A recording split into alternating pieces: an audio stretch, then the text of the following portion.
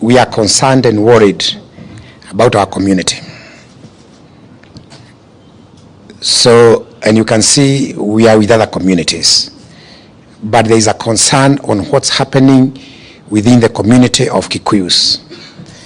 And some of us have stood our ground, and you've said that we have to speak out because we can clearly look into the past, we can analyze the recent past, and we can project the planned future. As a community, this is a community which 8 months ago was being celebrated as a central cog for Kenya Kwanza. Our youths were being glorified as the mighty hustlers, and our youths were moving aloud in waves, and the wave resorted to the government that is said to be in place. Our worry is how such celebrated youths can within 6 months turn into thugs. How can hustlers transform from being hustlers within a space of about 6 months into being gangsters, into being mandalas,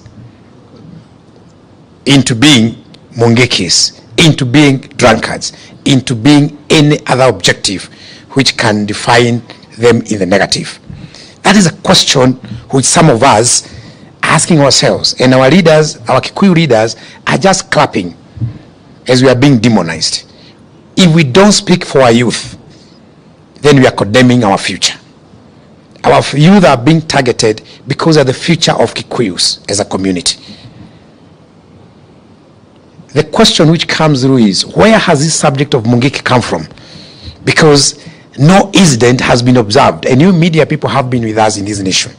What has happened in the last 6 months to justify the statement and the proposition that there is the emergence of mungiki? We want to be told of one singular event in one small village within central Kenya, the broader Mount Kenya, which has prompted this debate. Because we belong here, you belong here, we have not had anything, but all it has, suddenly the government, specifically Rigathi Gachagua, has announced that there is reemergence of mungiki. Where has that come from? If it's not a plot to blood, to profile our youth. Gachagua need to realize one thing. This nation owes a debt to Kikuyus for the blood which was shed in the Rift Valley. We lost people, human beings, Kikuyus known by name, working people were buried. They also owe us a debt in the name of our youth who are massacred in between 2004 and 2009.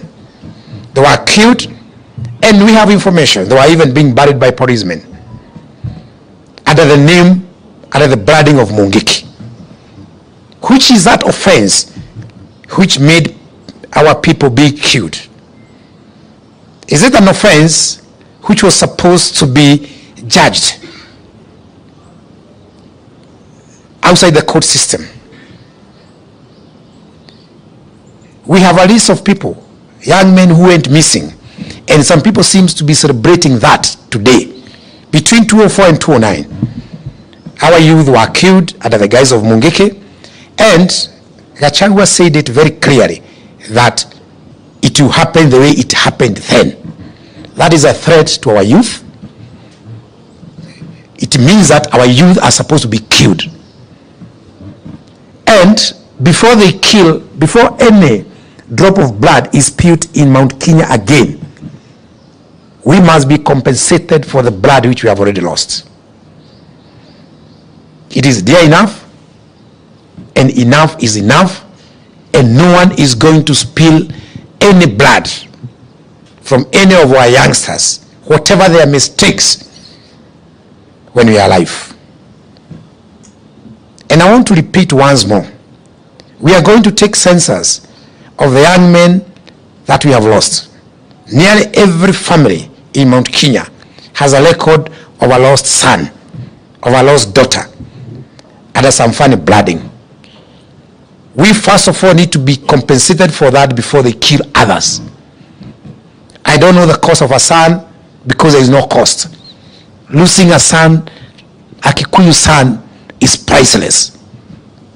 And someone can stand and tell the nation that our youth need to be warned that they face what they faced.